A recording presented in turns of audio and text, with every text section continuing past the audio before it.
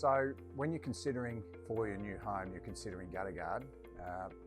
Most states now have got some mandatory needs for gutter guard.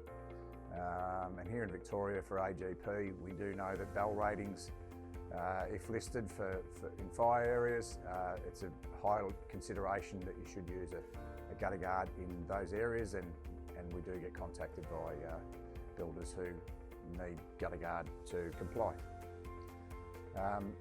The one thing that we do so many new homes and protect so many new homes for is for bird and vermin proofing. As they are in new estates, generally the birds use your home as their home, and what we find is they move in before you move in. So something you should consider: bird entry into roods within the Melbourne outer metropolitan area is full on. In the spring, you'll know it, you'll hear it.